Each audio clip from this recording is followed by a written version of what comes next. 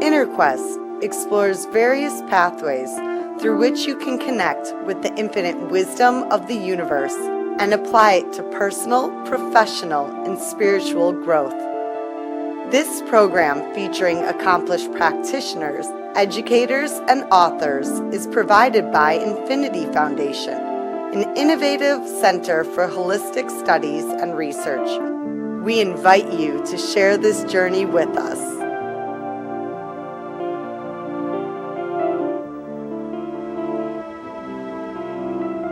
Hello, welcome to InnerQuest. My name is Jay Stone, your host for today, and our guest is Mary Marshall. Welcome, Mary. Hi, thanks for having me.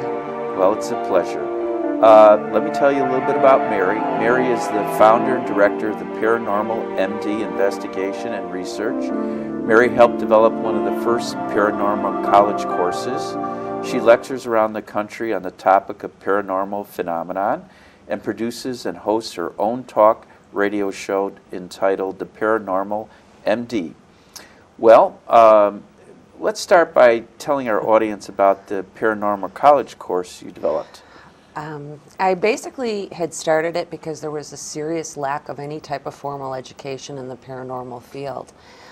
So I approached the college. I worked with them for about a year and a half, developing a class, and I was the first trial run, if you will. Mm-hmm. And it was a lot of it trying to bring in things that were not out there. There's so much of this paranormal 101. This is a piece of equipment and this is how you use it. And we needed to look into the sciences. We needed to look at culture. We needed to look at other things and as how it may relate to the paranormal. Okay. Well, I think we should, or you should, define paranormal for our audience. Paranormal.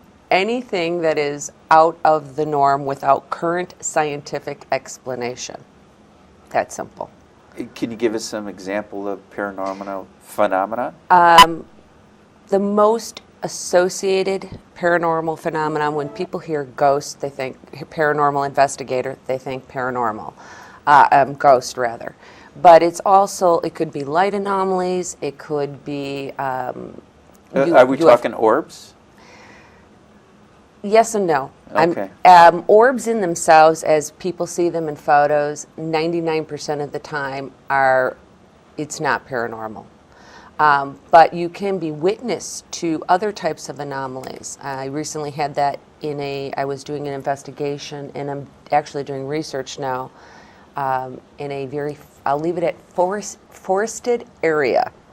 And the light anomalies was this diffused, probably 8 by 10 feet. It was like a light show just going off.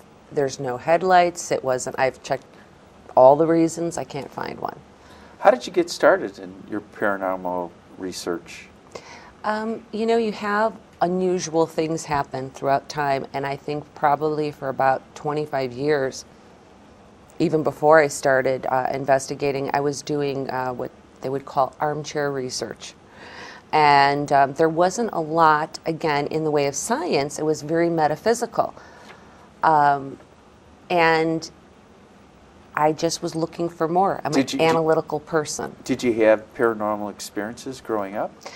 I did. And I was witnessing what would be known as a residual ghost, which is, it plays like a film loop. Whether you're there or not, this image of a person or, a ghost happens. And had a couple other ones like that through time, and it was, I've got to find answers. How old were you when you first experienced your ghost? The first one was 14. Mm-hmm. That was actually something very negative. And for a long time, it steered me away from the field, because it frightened me so much. But then, put on my boots and did some studying and continued on. And in part of it with the classes and in general with the lecturing is to save people, not only educate them, but those who want to go out there and investigate, or maybe if they can do it, research, save them 25 years of doing something the wrong way, by experience. This is how you do it. They'll put them that much further ahead of the game and the field. Are your classes and lecture more science-based or metaphysical? They're really both. I do one class that is ghost and spirit entities, talking about the types of entities, but it's a very cultural based. How many different types of entities are there? There is probably 5 basic in a category, 6 that I've added in now on the field, which has to do with intelligent, meaning communication, interactive, residual, plays like a film loop. It happens whether you're there or not to witness it. There's no interaction. They're not aware of our presence. Then you have poltergeist, which, again, majority of the time is caused by a human agent. People, it's not like the movie. It's not like, the walls are going to bleed and things. And then you also have demonic. And I always say, regardless of a person's religious beliefs, you can call it whatever you want to call it. I just guarantee you there's really bad things, out there that will interact and can cause you problems.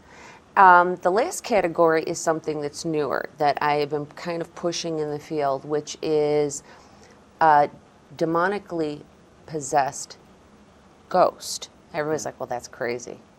Well, if a person can be possessed in real life, in human form, according to certain beliefs, that what they're possessing is they're taking control of the body, but they're possessing the energy, the soul. That is what carries with you in the next dimension.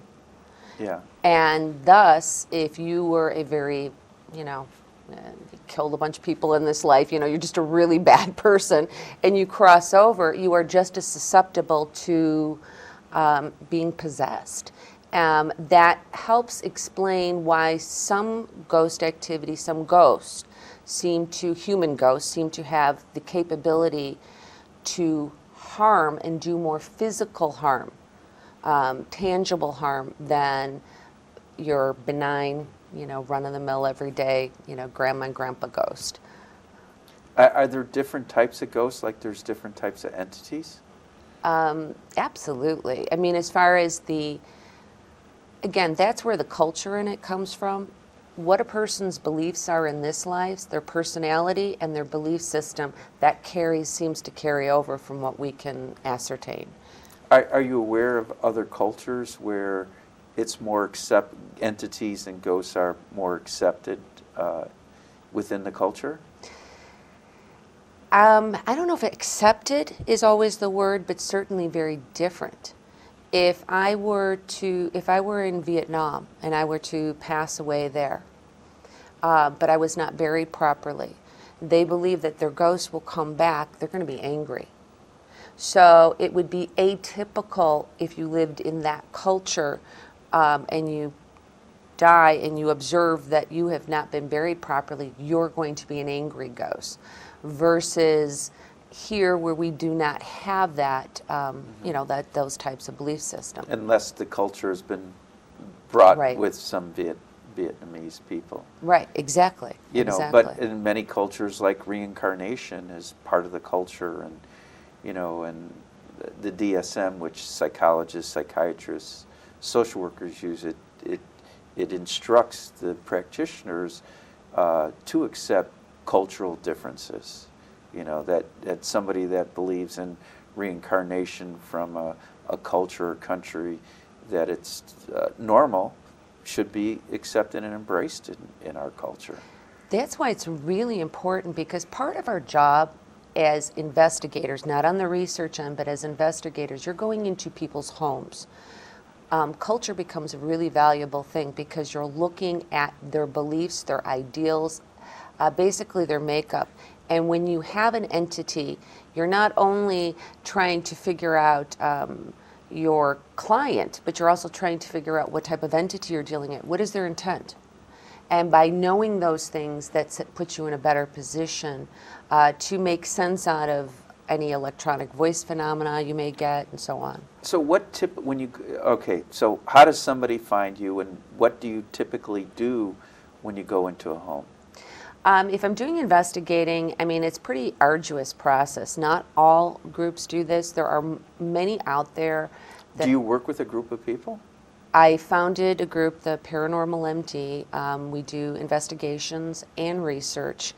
Part of the research we're doing is having to do with neurological studies, looking at the brain waves, what is going on in our noggins, so to say, when a paranormal event is occurring. What can we see that's different? Some groups really are more hobbyist in how they approach it. It's a bit of a concern if they're going into somebody's home, but there's so many of these paid public investigations that people can go on now. That really seems to be the more popular thing that people are doing. All right, so somebody calls you up, they find you on the internet, and you go to the home. What do you do? First, I will send them information, letting them know what will take place as far as the investigation will be 8 to 10 hours long. There's a whole procedures as far as that. So you're having at pets put away. At the residence for 8 to 10 hours? Yes. And when you say pets put away, cats, dogs? Cats, dogs, fish are okay. Okay, fish, turtles. But with that being said, there's things you have to observe. When you go into a house, it is amazing how many, I call it the paranormal melting pot. I would probably say 70% of claims by homeowners are explainable. But you do have that 30% that isn't. And when you, what kind of things are explainable? Everybody's hearing the noises, and they don't realize, well, if you've got your house set at, 77 degrees and it's 0 outside, you're going to get a lot of cracking and popping from the condensation in the cold, or the flue in the chimney, or the ice maker. I can't tell you how many times I've had this happen. Ice maker in the freezer, because the little crank, the gear, the turn, and that people are associating it with something's moving, something. You just need to bring it down, sort it out, get rid of what's not, and just present to them at the end what is paranormal, and give them ways to deal with it, which could be in a spiritual sense or practical sense. Okay, and what about the remaining 30%? The remaining 30%, depending upon what it is, most of the time, people are afraid of what is unknown, what they don't know. But it really, most of the time, the home investigations, you're dealing with benign, very gentle type ghosts. Their intention is not to frighten you. It's just that we've got the movies and the TV, and that's all in our heads. Do ghosts know what we're thinking and feeling? That's one of the things that people have been testing right now. I was working with a group in Missouri right now that we've been doing questioning, where we ask the question in our head and wait for a response on a recorder, because an electronic voice phenomenon is voices that, if you and I were talking right now, and I had an audio recorder recording us, and then I play it back and listen to it, often you're going to hear another voice that shouldn't be in there, and that would be an EVP. And so, what's a EVP stand? What is EVP? Electronic voice phenomenon. Okay. Yes, and really the thing is, we found also is that this is where it gets really kind of cool, is it's not sound. It's not always sound, and people are like, well, that of course it is. You hear it. No, it has to do with electrical. These are things that I teach about, the neurology, the technology, and other things that apply into it. There's no sound in a vacuum. This is the quick version. We know this. You can do a 4th grade experiment. They used to call it a bell jar. Put a bell in a jar, remove the air, create a vacuum. As the bell's ringing, you remove that. The sound is going to go down, and you're not going to hear it. So, putting an audio recorder inside of a vacuum, you should not be able to record any voices, sound. Do you have that capability? And you do. Anybody can do it. No, would you do that if you were doing an investigation at someone's home? Put the No, because the here's recorder why. in a vacuum. Because the reason that experiment is important is to show that if you put that recorder inside of there and you do in fact record a voice, it's impossible. There is no sound. So therefore, it is more of an electromagnetic phenomenon causing the voices. So when you're in somebody's home, you're certainly not going to do a whole vacuum experiment. We did that for the purpose of trying to determine how are these voices getting on the recorders. Okay. And how many times have you found voices on recorders? More times than not. And what do these voices say? It just depends on the situation. It could be as simple as I had a young couple. They're down in, I wanted them at home because the activity's happening while they're in their house. I head down the stairs and I'm calling out their names because it's 1:30 in the morning. They're in their bedroom. They might have really fell asleep. And as I call them out, there was only two investigators with me, female. A male voice, later upon review of that audio, was as I called out their names, and I'm just going to say Bob and Marge, you know, Bob, Marge, you hear a male say, maybe they're sleeping. And then you hear me say, gosh, they might be sleeping. And this is what you'll hear on the recorder.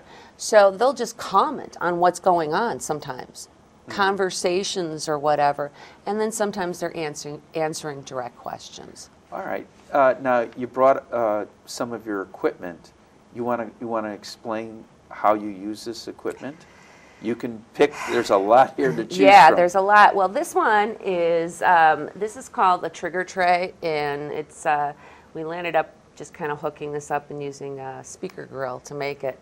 But what we do that for is, let's say somebody likes playing cards. You're going to put cards and chips in there, and by anything getting near it, it's my energy, my electromagnetic field that your body So automatically. you don't even actually have to touch it to register? No, it depends on how strong of a signal that you're getting on there, and I could turn that up, but. And so Right. if you're doing an investigation and you get the sound, what does that tell you? Well, here's the thing. There's a reason why there's a lot of sounds and noises and whistles and lights. Because if you have a camera on it, your camera can see the light flashing, but each thing has a different sound, and those sounds can trigger you to, there's some activity going on, get there, so that you can try to either interact with it or catch more of it. Same thing. So you interact with the ghosts or the entities? Yeah, I mean, you try to, because you're trying to. It depends on your intent. If you're doing a home case, you're trying to do it to find out what they're there. Is there a way that you can quiet this down to bring a peace between the current homeowner and whoever this ghost is? If you're doing something elsewhere, where I had a location for 3 years, I just had the ability to run experiments. You're trying to look at things a little differently. Do you think there's a lot of ghosts and entities in cemeteries? Have you ever brought your equipment to a cemetery? I personally do not usually do outdoor investigations in cemeteries for a couple reasons. One is most of the time it's illegal, and I feel that it's slightly disrespectful, especially if you have people in. They're there to visit your loved ones, and you're sitting there walking around with equipment. It somehow feels intrusive. Okay. Are ghosts there? Yes. We have been told more times, and this, though, I will say, is from psychic mediums that will say that they actually follow you there. They're not there. They're elsewhere by their family or other situations, but they will follow you there for that visitation. All right. You want to talk a little, because you've got a lot of stuff, Yeah. and I don't know what any of this does, and I'm sure our audience would be interested. Okay. Well, you know what? We might turn that one off. Okay. This particular meter, which you're not going to be able to see this is a DM meter. This I love because this is a great meter. Okay, it's a MEL, and what this does is this detects electromagnetic frequencies. The problem with it is it lumps all of them together, and there are normal, particularly if your police stations would give off a lot. This particular one breaks it down into what would be your standard electrical appliances, to very low frequency, to extremely low frequencies, barometric pressures, temperature. So were these developed specifically for the paranormal field, or were they developed for something else and then the paranormal No, field? these were specifically, everything here at this point in time has now been developed. When initially you started, you were using electrician tools because we were trying to see, you had to start somewhere, and you're looking at atmospheric conditions. Is anything change? And that's how we started that process. And so what do these 2 meters tell us if you get a reading or a hit? If I'm out and I get a do not see, and this is again why I like this one, I do not see AC, type things change, or very low frequency doesn't alter much, but all of a sudden I get a spike, meaning the numbers go up, it's getting a higher read on extremely low. That is an indication that it could be something paranormal. A lot of what we're doing is documentation and looking at patterns, trying to figure things out and learn more and take it a step further. One of the other things that we may do is you're using 2 different things here with infrared. This is a strobe infrared light. Can you turn that one on?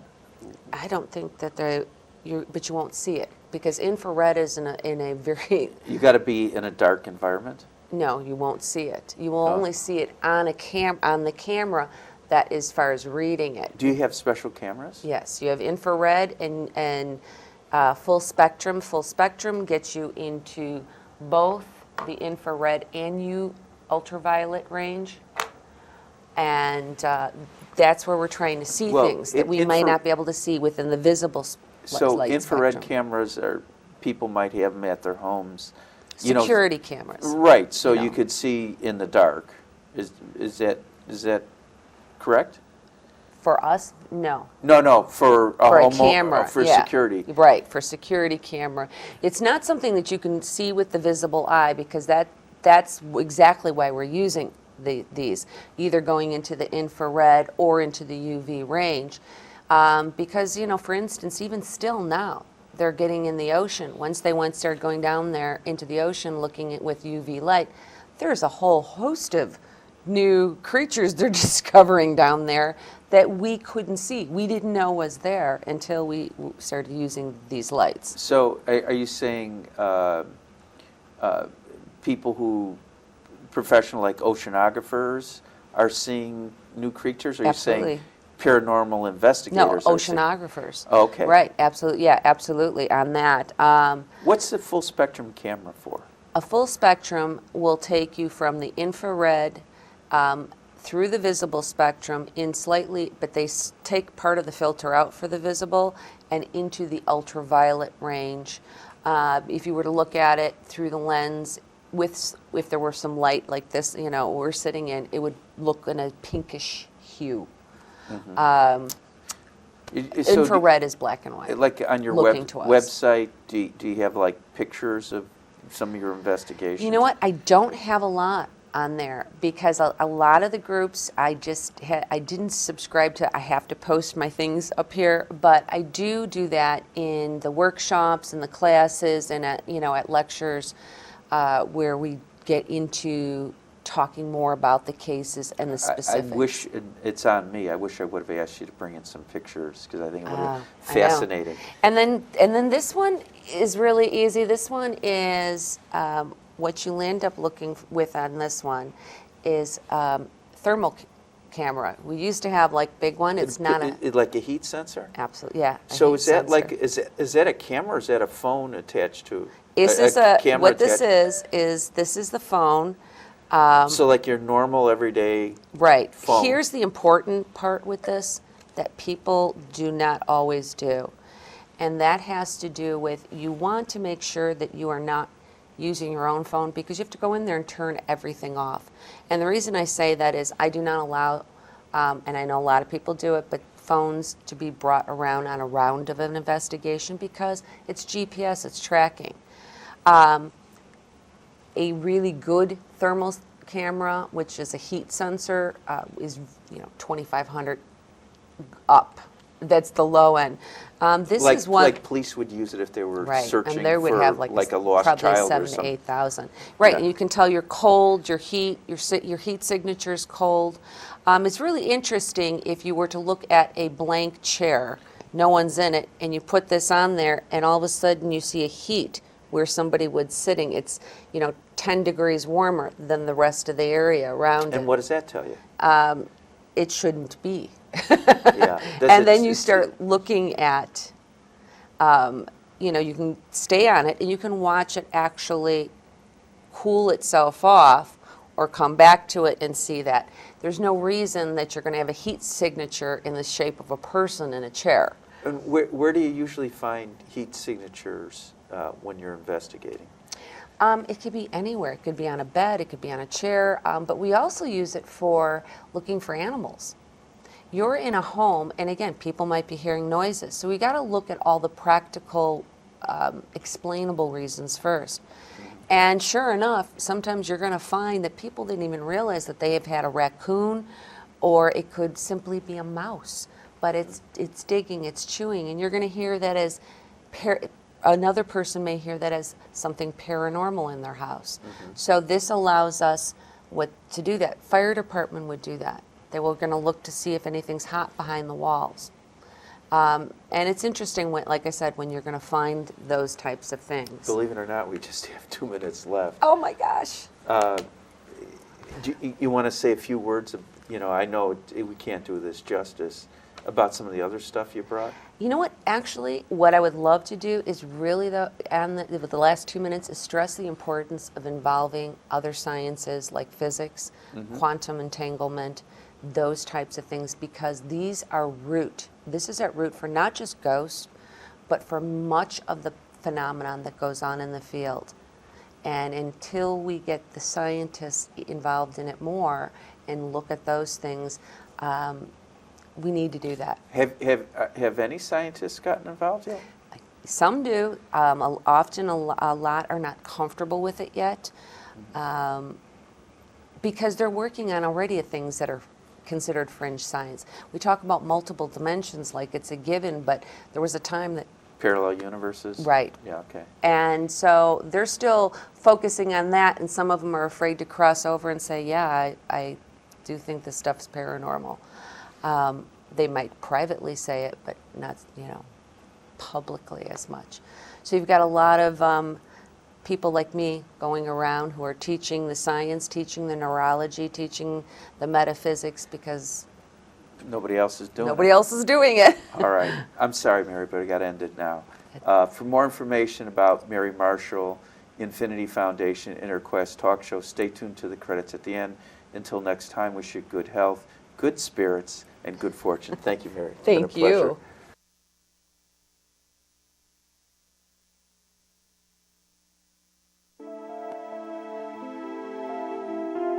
For more information about this show, our guest, Infinity Foundation, or any of our other programs, please visit our website, infinityfoundation.org, or call us at 847-831-8828.